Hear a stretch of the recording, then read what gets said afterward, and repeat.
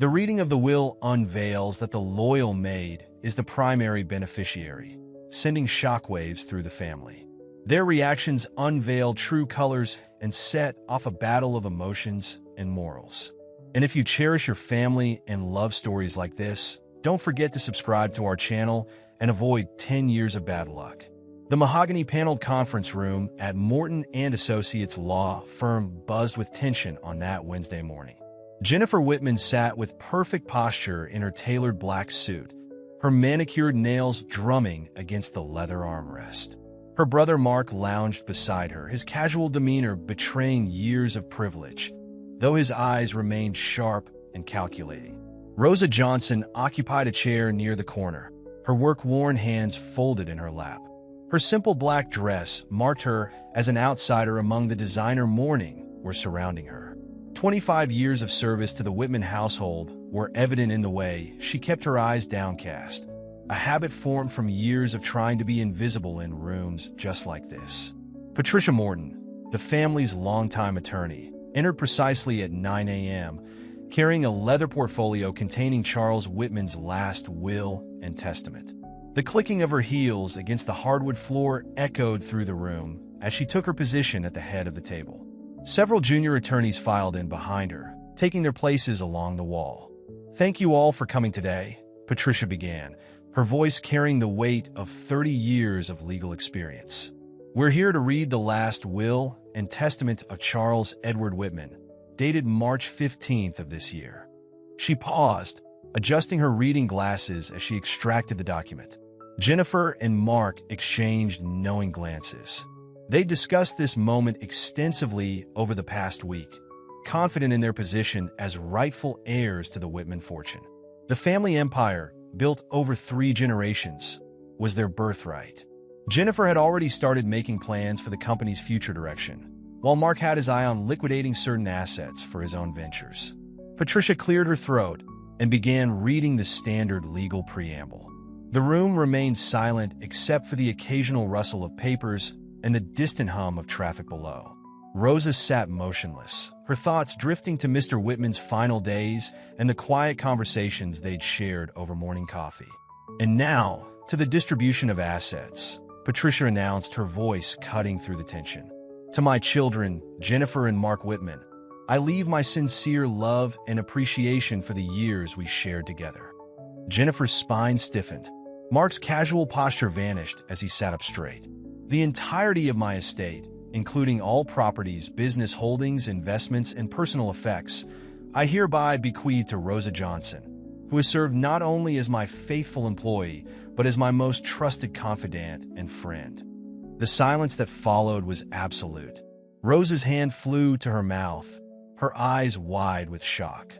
Jennifer's face drained of color before flooding with rage.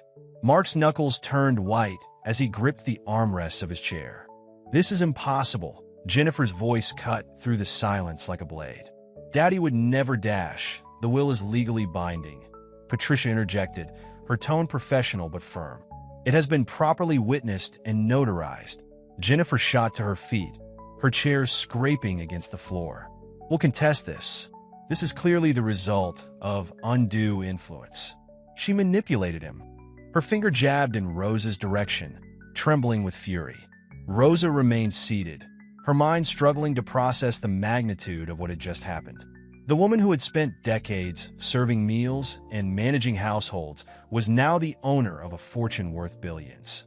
The reality of it seemed to hover just beyond her grasp. "You'll be hearing from our lawyers," Mark stated coldly, standing to join his sister. His usual easy manner had been replaced by something harder, more dangerous. As Jennifer and Mark stormed out of the conference room, Rosa caught Jennifer's final glare, a look that promised this was only the beginning of a war she never wanted to fight. The door slammed behind them, leaving Rosa alone with Patricia and the junior attorneys, who were already beginning to whisper among themselves. Patricia approached Rosa, placing a gentle hand on her shoulder. "Mrs. Johnson, I suggest we discuss securing legal representation for you. I have a feeling you're going to need it." Rosa nodded numbly, still staring at the closed door. In all her years of service, She had never imagined finding herself on this side of the divide between the Whitmans and their staff.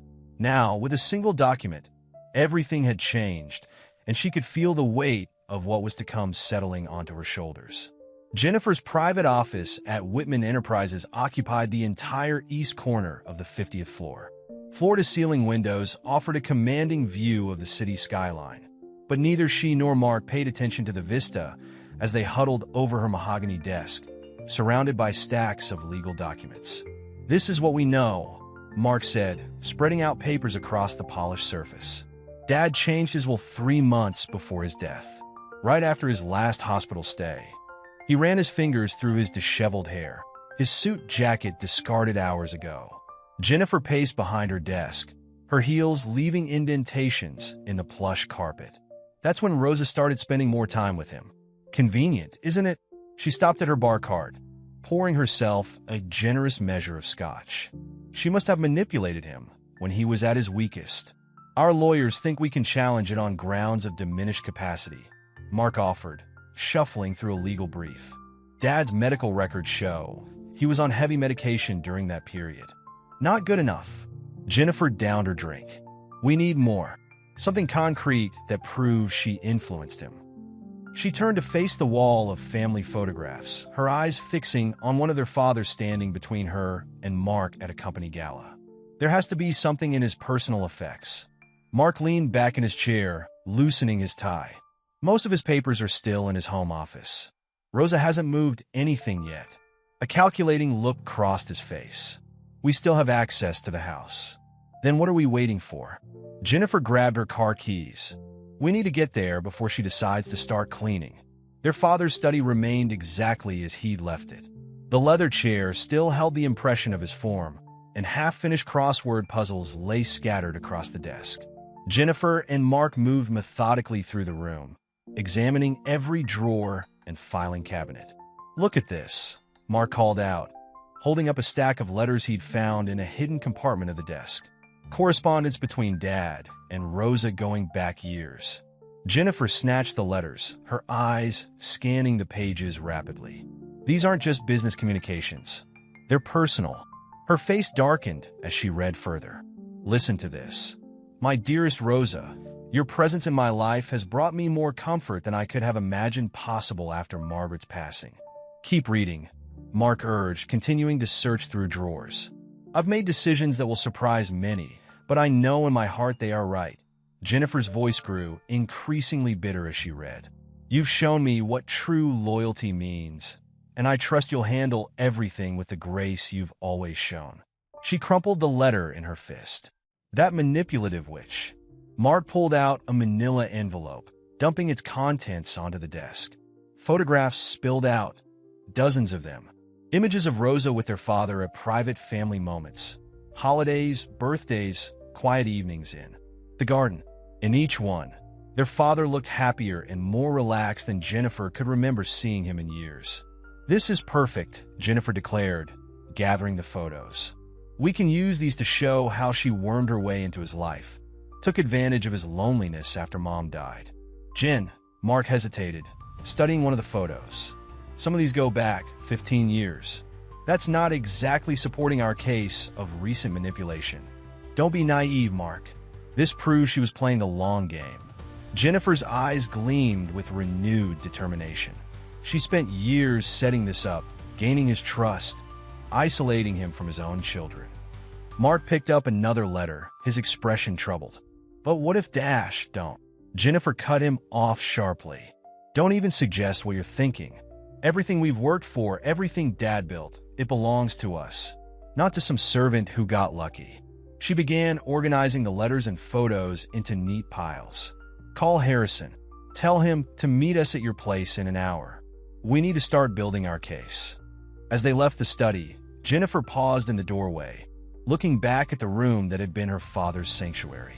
For a moment, she remembered sitting on his lap as a child while he worked, feeling like the most important person in his world. The memory only fueled her resolve. "We're not just fighting for the money," she said quietly. "We're fighting for what's right. For family." Mark nodded, but as they walked down the hallway, his eyes lingered on the family photographs lining the walls. noticing for the first time how few recent ones included him or his sister. Rosa sat cross-legged on the floor of her modest bedroom in the servants' wing, surrounded by a lifetime of memories. The cardboard box before her had been hidden in the back of her closet for years, its contents documenting her quarter-century with the Whitman family. Her hands trembled as she lifted out the first photograph. It showed a much younger version of herself standing beside Charles Whitman at a Christmas party, both of them laughing at some forgotten joke. She was wearing the emerald brooch he'd given her that year, a thank you for staying late to help him wrap presents for Jennifer and Mark. "I never wanted this," she whispered to the empty room, setting the photo aside. More memories emerged from the box. Birthday cards signed with genuine warmth. Notes of appreciation for going above and beyond. Small tokens of gratitude accumulated over years of service. A manila envelope at the bottom of the box caught her attention. Inside, she found letters she'd forgotten about, exchanged during Charles's frequent business trips. They started formally enough, updates about the house and children, but over time, they had evolved into something more personal. "My dear Rosa," one letter began, dated shortly after Mrs. Whitman's death. "Your strength these past months has been my anchor. The children are so lost in their own grief, they haven't noticed mine. But you have. You always notice." Her phone buzzed, interrupting her reading. An unknown number. The message made her blood run cold. "They're going through his office right now. Watch your back. The Whitman children won't stop until they destroy you." Rosa's hands shook as she set down the phone. Another message arrived moments later. "Check the safe in the library. There's something you need to see before they find it." She stood up quickly, her mind racing. The library safe? She'd seen Charles open it countless times while she dusted the shelves, never paying attention to the combination. But now, a memory surfaced. Last month, as Charles's health declined, he called her into the library. "Rosa," he'd said, his voice weak but urgent. "The combination. It's Margaret's birthday. Remember that." At the time, she'd assumed he was confused from his medication. Moving swiftly through the darkened house, Rosa made her way to the library. The massive room smelled of leather and old books, just as it always had. Behind a painting of the first Whitman factory, she found the safe. Her fingers turned the dial. May 22nd, 1962. The safe opened with a soft click. Inside, she found a single envelope with her name written in Charles's distinctive handwriting. The letter inside was dated just 1 week before his death. "Dearest Rosa, by now you know about the will. Jennifer and Mark will be angry, furious even. They'll think you manipulated me, that you took advantage." Nothing could be further from the truth. What they never understood is that wealth without compassion is meaningless. I watched them become harder, colder, more obsessed with money and status with each passing year. Meanwhile, you've shown me what true loyalty and kindness look like. But be careful. They won't accept this easily. In the bottom drawer of my desk, there's evidence of their attempts to seize control of the company before my death. Use it only if you must. Stay strong. You've earned this, not through manipulation, but through years of unwavering integrity.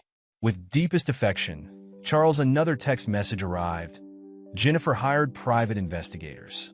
They're digging into your past. Samuel knows more. Find him."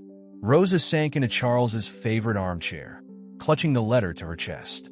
Samuel, Charles's oldest friend and confidant. The only other person who might understand what was really happening. Through the library windows, she could see lights moving in the driveway. Jennifer's car. They were coming back.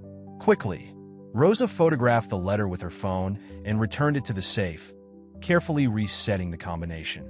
As she slipped out of the library, she heard the front door open, followed by Jennifer's sharp voice echoing through the halls. In the safety of her room, Rosa sent a message to Samuel. "I need your help. When can we meet?" His response came immediately. "Tomorrow. St. Mountains, the usual place. Be careful who you trust." Rosa looked around her small room, at the box of memories on the floor, at the life she'd built within these walls.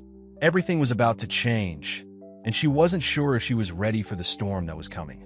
The corner cafe had been Charles Whitman's escape from the corporate world for decades. Tucked away in a quiet neighborhood far from the financial district, its worn leather booths and faded photographs offered anonymity to those seeking it. Samuel Matthews sat in Charles's usual corner booth, his silver hair and well-worn tweed jacket, making him look more like a retired professor than a powerful corporate attorney. Rosa slipped into the seat across from him, her shoulders tense. She'd taken 3 different routes to ensure she wasn't followed, just as the anonymous texter had advised. "You look exhausted," Samuel observed, pushing a cup of coffee toward her. "Cream, no sugar, just how you like it."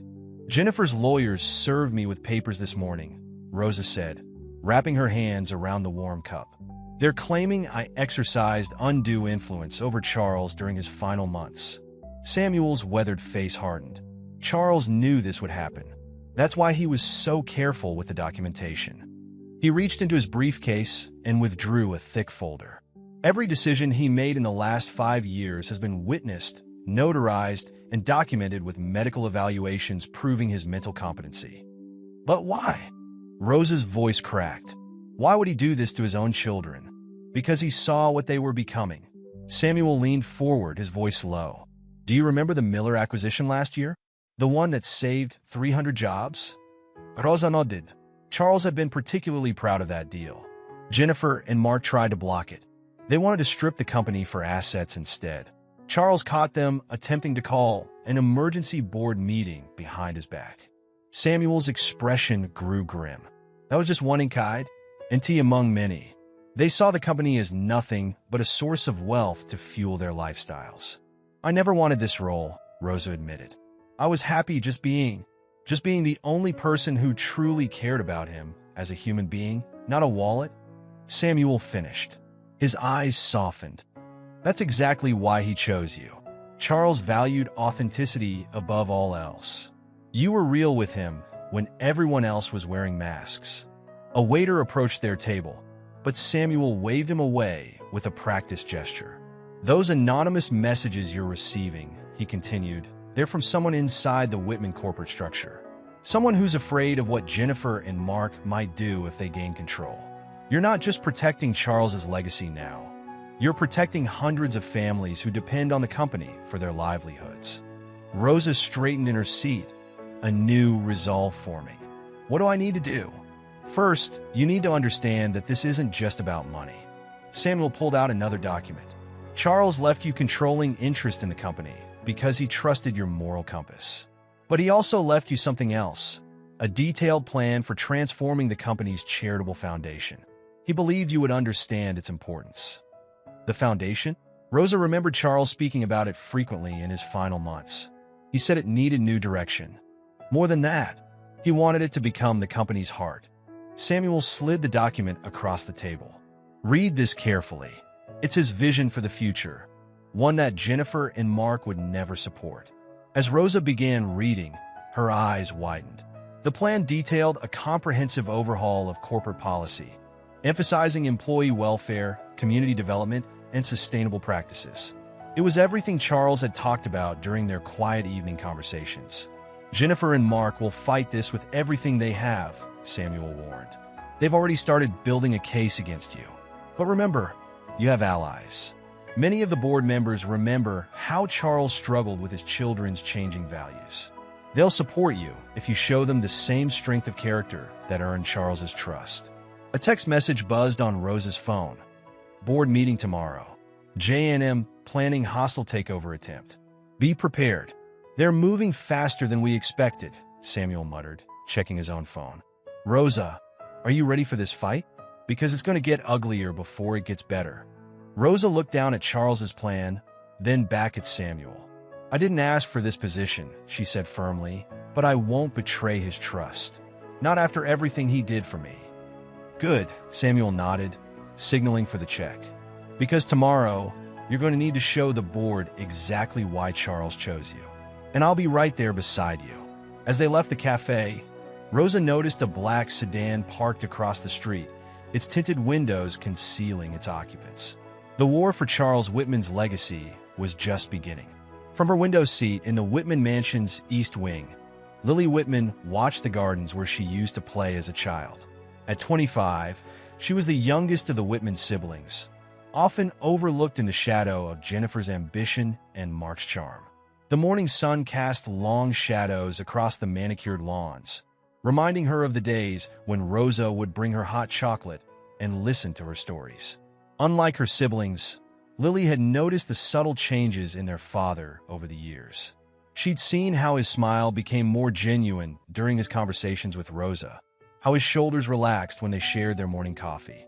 Now, watching Jennifer and Mark wage their war against Rosa, she felt increasingly disconnected from their crusade. "Miss Lily?" A soft knock at her door interrupted her thoughts. One of the newer maids, Sarah, stood nervously in the doorway. "Miss Jennifer is asking for you." "They are. You having a family meeting in the study?" Lily's stomach tightened. These family meetings had become strategy sessions for destroying Rosa's reputation. She'd sat through 3 of them already, watching her siblings transform into people she barely recognized. "Tell her I'm not feeling well," Lily replied, turning back to the window. But as she did, she caught sight of Rosa walking alone through the garden, stopping at the rose bushes she'd tended for decades. Something snapped inside Lily. Without thinking it through, she grabbed her cardigan and headed for the garden. Jennifer's anger could wait.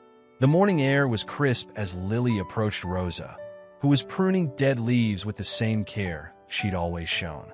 "Rosa!" Her voice came out smaller than intended. Rosa turned, surprise flickering across her face.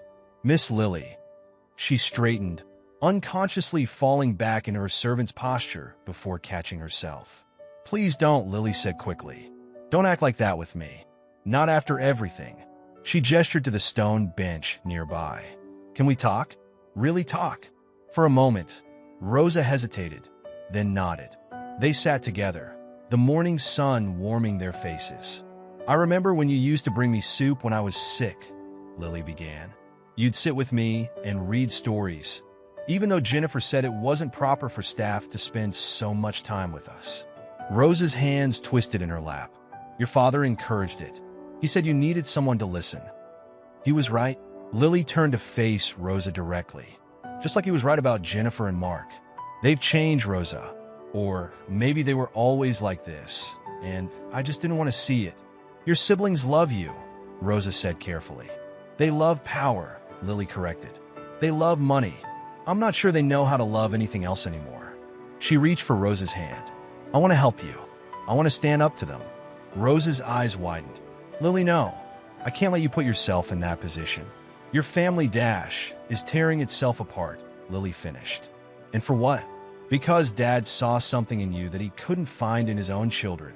She squeezed Rosa's hand. "I see it too. I always have." Tears formed in Rosa's eyes. "Your father was so proud of you, Lily. He said you had his mother's heart." "Then help me prove him right," Lily urged. "Let me stand with you. Not just against Jennifer and Mark, but for what Dad believed in." A shadow fell across them. Jennifer stood at the garden entrance, her face a mask of fury. "So this is where you've been," she said to Lily, her voice deadly quiet. "Conspiring with the help?" Lily stood, drawing herself up to her full height. For the first time in her life, she didn't shrink under her sister's gaze. "No, Jennifer. I'm having a conversation with family." The word hung in the air between them like a challenge. Jennifer's face flushed red. "Family? Have you lost your mind? She's nothing but a manipulative dash. She's the woman who raised us after Mom died." Lily's voice rang out across the garden.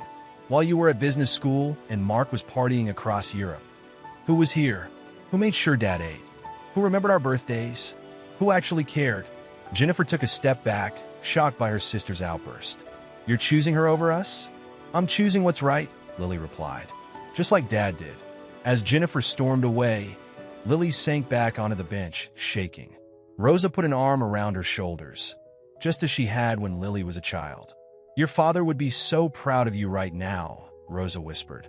Lily leaned into the embrace, feeling both terrified and strangely free. "I think," she said slowly, "he'd be proud of both of us." Jennifer's heels clicked aggressively against the marble floors of the Whitman mansion as she stormed toward Mark's study. Her confrontation with Lily in the garden had left her seething, and she needed an ally. Without knocking, she burst through the door, finding Mark on the fawn. Call you back, he said quickly, hanging up. One look at his sister's face told him everything. What happened? Lily, Jennifer spat the name. Our baby sister is consorting with the enemy. I just found her in the garden with Rosa, talking about family. She grabbed Mark's crystal decanter, pouring herself a generous measure of bourbon. Sis betraenus Mark, our own sister. Mark leaned back in his leather chair, studying Jennifer's trembling hands. Maybe we should consider Dash. Consider what? Jennifer whirled on him. Giving up? Letting that woman steal everything our family built? Consider that we might be wrong, Mark finished quietly. The glass in Jennifer's hand crashed against the wall. Wrong? Are you losing your mind too? Think about it, Jen. Mark stood, his voice steady. Dad wasn't stupid. He wasn't senile. And Rosa, we've known her our whole lives. She raised us after Mom died. Oh God, not you too. Jennifer's laugh was brittle. Has everyone forgotten who we are? We are Whitmans. This company is our birthright. Is it? Mark challenged. Because lately, all I see is you becoming exactly what Dad feared we would. Cold, ruthless, caring about nothing but the bottom line. Jennifer's face contorted with rage. How dare you? Everything I've done for this family. No, Mark's voice rose. Everything you've done for yourself. Remember the Miller acquisition? You were ready to destroy 300 families just to increase our profit margin. Those people weren't our responsibility. They were to Dad. Mark shouted. Just like Rosa was, just like we were supposed to be. The silence that followed was deafening. Brother and sister stared at each other, decades of unspoken resentments rising to the surface. You're weak, Jennifer finally said, her voice ice cold. Just like Lily, just like Dad became at the end. No, Jennifer, Mark sighed. Dad became stronger. He finally saw what really mattered. I'm just sorry it took losing him for me to see it too. Jennifer stepped closer, her perfectly manicured finger jabbing at his chest. If you're not with me, you're against me. Is that what you want? To be my enemy? What I want, Mark said carefully, is my sister back. The one who used to care about more than just money and power. The one who used to laugh and play with Lily in the garden while Rosa made us lemonade. Remember her? For a moment, something flickered in Jennifer's eyes. A flash of vulnerability quickly buried under layers of anger and ambition. That girl was weak too, and she grew up. She straightened her jacket. I'll fight this battle alone if I have to. You won't win, Mark said softly. Not this time. Watch me. Jennifer headed for the door, then paused. When this is over, remember you chose this moment to betray me. No, Jen, Mark called after her. This is the moment I chose to honor Dad's memory instead of destroying it. The door slammed behind her with enough force to rattle the family photographs on the wall. One fell, the glass cracking across the image of a younger, happier Whitman family. Mark picked up the broken frame, studying the smiling faces captured in a moment long past. His fingers traced the crack that now separated Jennifer from the rest of the family. He reached for his phone, scrolling to Rosa's number. After a moment's hesitation, he typed, "We need to talk. About Jennifer. About everything." The response came quickly, Samuel's office. 1 hour. Mark looked once more at the broken family photograph before grabbing his keys. It was time to choose sides, and for the first time in his life, he was choosing the right one. The Whitman Mansion's formal dining room hadn't hosted a full family dinner since Charles's funeral. Now, as evening shadows stretched across the hand-carved table that could seat 20, only 5 places were set. Samuel had suggested the dinner, believing that neutral ground and social convention might tempt, or the growing hostilities. He couldn't have been more wrong. Jennifer sat at what had been her father's place at the head of the table, a power play that wasn't lost on anyone. Mark occupied the far end, while Lily and Rosa sat opposite each other in the middle. Samuel took his place beside Rosa, acting as both buffer and witness. The first course arrived in complete silence. The soup spoons clinked against fine china, the sound echoing off the wood-paneled walls. Well, Jennifer's voice cut through the tension. Isn't this cozy? Our faithful servant, now playing lady of the manor. Her smile didn't reach her eyes. Tell me, Rosa, have you decided which wing of the house you'll claim as your own? I haven't changed rooms, Rosa replied quietly. I don't intend to. How modest, Jennifer said. Though I suppose that's part of your strategy, isn't it? The humble servant, so devoted, so selfless. Mark set down his spoon with deliberate care. Jennifer, enough. Oh, look who found his voice. Jennifer's laugh was sharp. My brother, the great defender of the help. Tell me, Mark, what did she promise you? A seat on the board? A larger share? She promised nothing. Mark's voice was tight. That's what you never understood. Not everything is about deals and promises. No. Jennifer leaned forward. Then what is it about? Please enlighten us all. It's about integrity. Lily spoke up, her hands trembling but her voice steady. It's about what Dad saw in Rosa that he couldn't find in us anymore. Don't you dare speak about what Dad saw or didn't see, Jennifer snapped. You were too busy hiding in your room to know anything about what Dad wanted. I was there. Lily's voice rose. I was there every day, watching him smile more with Rosa than he ever did with us. Watching him come alive during their conversations while you and Mark were too busy plotting your next power moves. The second course arrived, the staff moving with practiced efficiency despite the tension. No one touched their food. Your father, Rosa began carefully, loved all of you very much. Don't. Jennifer's hand clenched around her wine glass. Don't you dare pretend to speak for him. She's not pretending, Samuel interjected. I was there for every conversation, every decision. Charles made his choices with complete clarity and purpose. His choices? Jennifer laughed bitterly. You mean when he decided to betray his own children? To hand over our birthright to an outsider? Birthright? Mark's voice was quiet but sharp. Is that what you think this is about? Money and power that you're entitled to just because you were born a Whitman? What else is there? Jennifer demanded. Legacy, Rosa said softly. Your father's true legacy. Not the money or the company, but the values he built it on. Compassion, integrity, community. Pretty words from someone who manipulated her way into billions, Jennifer sneered. That's enough. Mark slammed his hand on the table, making the silverware jump. You want to know why Dad chose Rosa? Look in the mirror, Jennifer. Look at what you've become. Look at what you're doing right now. Silence fell again, heavier than before. The main course grew cold, untouched. I remember, Lily said suddenly, her voice small, when Mom died. I was 6. Jennifer, you were away at business school. Mark, you were in Europe. But Rosa sat with me every night. She held me when I cried. She kept all of Mom's pictures in my room, so I wouldn't forget her face. Tears rolled down Lily's cheeks. Dad saw that. He saw everything. While we were becoming strangers in our own home, Rosa was becoming family. Family. Jennifer's voice cracked slightly. We're his family. His blood. Blood isn't always enough, Samuel said gently. Charles knew that. It's why he made the choices he did. Jennifer stood abruptly, her chair scraping against the hardwood floor. This dinner is over. Enjoy your victory, Rosa.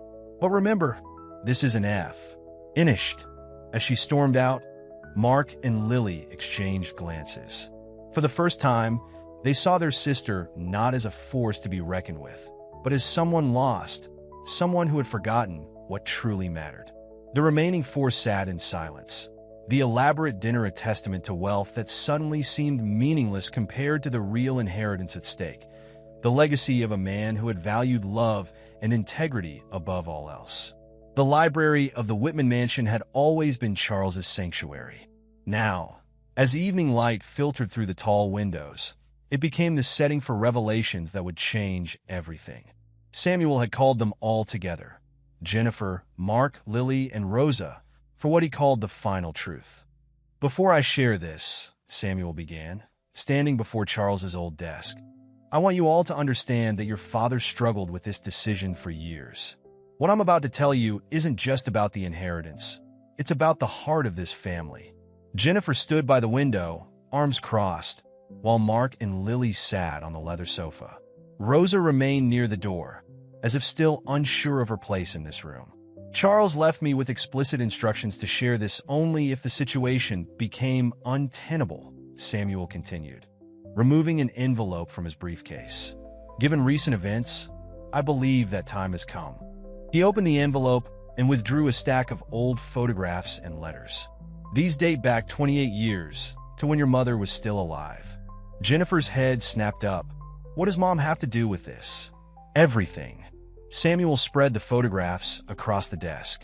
They showed a younger Charles and Rosa, but there was something different about their interaction, a careful distance, a formal propriety that hadn't existed in later years. Your father and Rosa fell in love shortly after she began working here, Samuel said quietly. But they never acted on it, never crossed that line.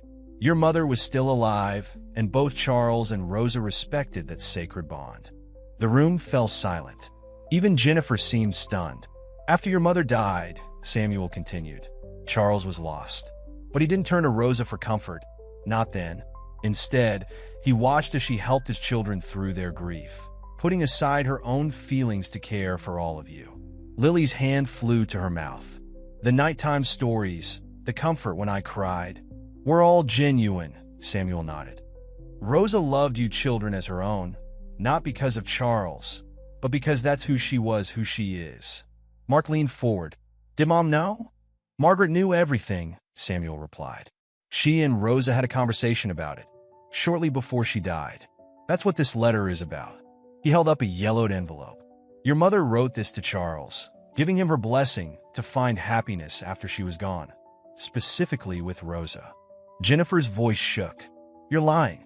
Mom would never dash. My dearest Charles, Samuel read from the letter. When you read this, I'll be gone. I've seen the way Rosa looks at you, with such devotion and respect. More importantly, I've seen how she loves our children. There's no one I would trust more to care for my family when I'm gone. Don't let guilt or propriety stand in the way of happiness. Love again, my darling. Choose joy. Choose Rosa. Tears streamed down Rosa's face. I never knew about this letter. Charles never told me. Because he chose not to act on his feelings, Samuel explained. Instead, he watched as Rosa continued to put the family first, year after year. It was that selflessness, that genuine love for all of you, that ultimately led to his decision about the inheritance. All this time, Mark whispered. All those years, they chose duty over love, Lily finished, understanding dawning in her eyes. They chose us. Jennifer hadn't moved from her spot by the window, but her shoulders had begun to shake. Why didn't he tell us? Would you? You have understood. Samuel asked gently. Would you have seen it for what it was, a love story built on sacrifice and honor? Or would you have used it as ammunition? The question hung in the air, unanswered but understood. Your father's final wish, Samuel continued, wasn't just about the money or the company. It was about acknowledging a lifetime of silent love and sacrifice. Rosa earned this inheritance not by manipulation, but by choosing what was right over what was easy every single day for 28 years. Rosa finally stepped forward, her voice soft but clear. I never wanted the money. I never wanted any of this. All I ever wanted was to love this family. All of you. For the first time since the will was read, Jennifer turned to face Rosa fully, seeing not the servant who had stolen her inheritance, but the woman who had loved her family enough to deny her own happiness for decades. The truth hung in the air between them, heavy with the weight of years of unspoken love, sacrifice, and choices that had shaped them all. In the aftermath of Samuel's revelation, the Whitman mansion seemed to hold its breath. 3 days had passed since the truth about Charles and Rosa's relationship came to light, but Jennifer and Mark hadn't abandoned their legal strategy. Instead, they had retreated to their respective corners, planning their final moves like chess players in the endgame. Jennifer sat in her office at Whitman Enterprises, surrounded by legal documents and preliminary court filings. Despite the emotional weight of Samuel's revelations, she couldn't let go of 20 years of corporate ambition. Her lawyers had prepared a comprehensive case, challenging the will on technical grounds, avoiding any mention of the personal history that had been revealed. The shareholders' meeting is tomorrow, her lead attorney reminded her. If we're going to make our move, it has to be then. Mark, meanwhile, found himself in Rosa's modest sitting room, the weight of divided loyalties heavy on his shoulders. Jennifer's planning something for tomorrow's meeting, he warned. She's gathered support from some of the board members. They're worried about having someone inexperienced at the helm. Rosa sat quietly, her hands folded in her lap. The past few days had aged her, the strain of carrying so many secrets finally showing on her face.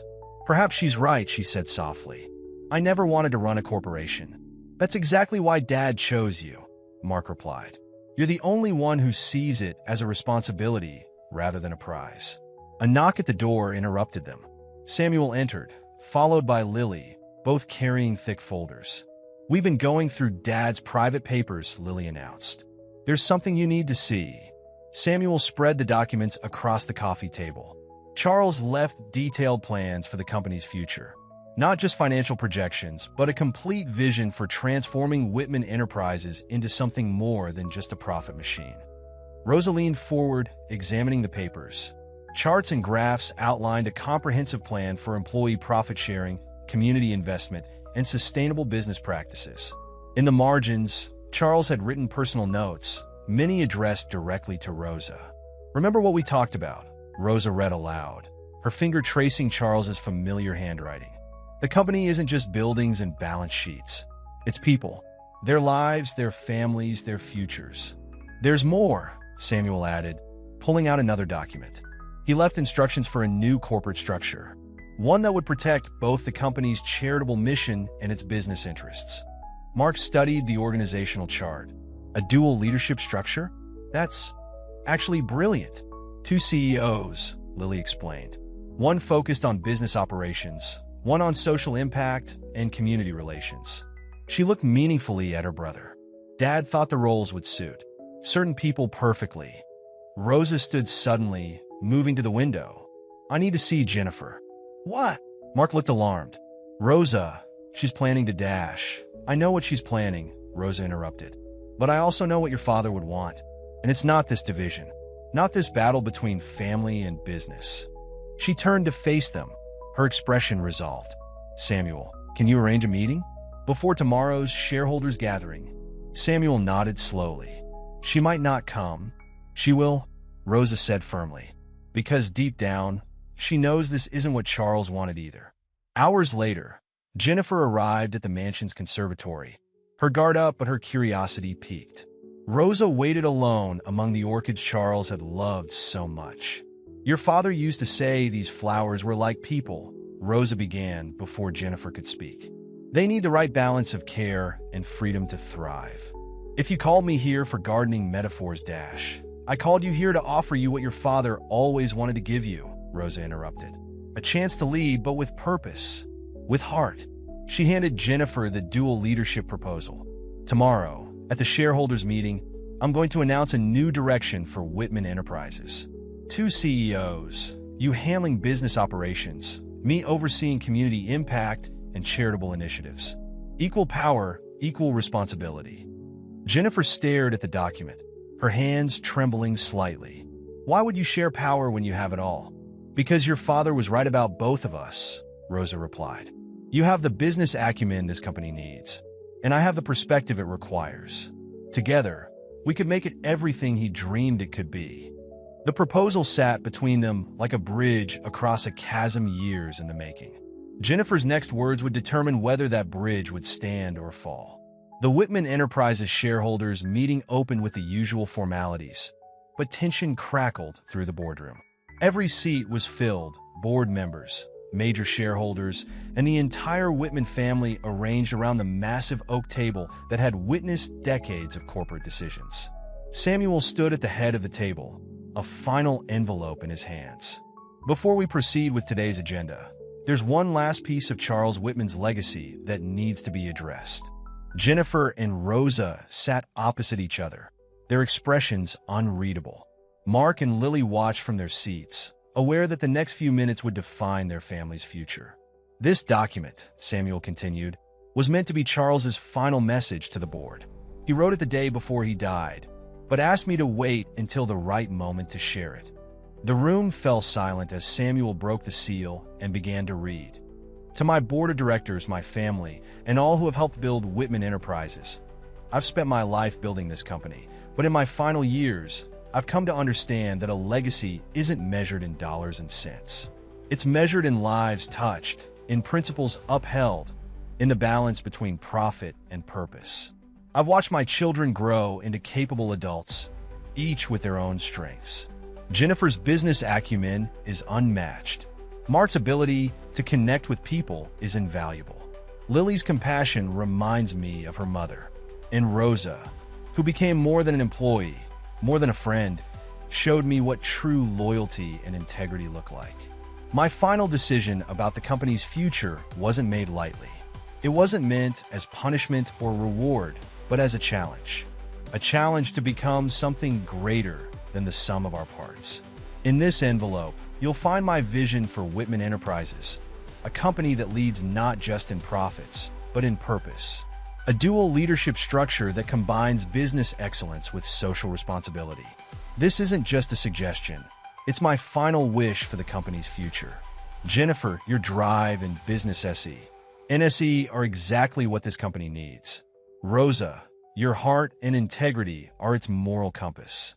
Together, you could create something extraordinary. The choice now lies with you all. You can fight over what was or build something new together. Choose wisely. Charles Whitman. Samuel finished reading and looked up. The silence in the room was profound. Jennifer stood slowly, her expression transformed by something that looked almost like peace. "I'd like to make a motion," she announced, her voice clear and strong. "I move to implement my father's proposed dual leadership structure, effective immediately." Mark's eyes widened.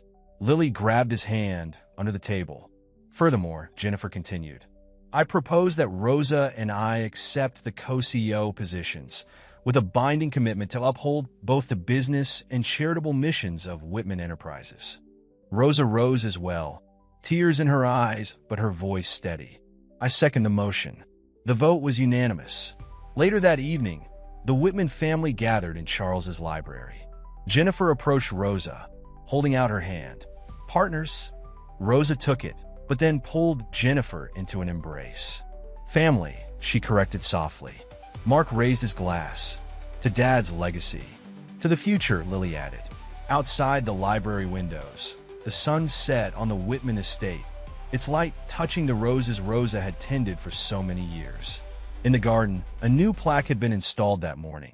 It read, "The Charles Whitman Memorial Garden, where family grows through love, not blood. Estate 2024, the battle for Charles Whitman's inheritance was over. But his true legacy, the lesson that family is built on love, trust, and shared values rather than mere genetics, would endure for generations to come." As the family continued their celebration, a portrait of Charles seemed to smile down at them all, his final wish fulfilled. A family united not by greed or obligation, but by choice and love. The end.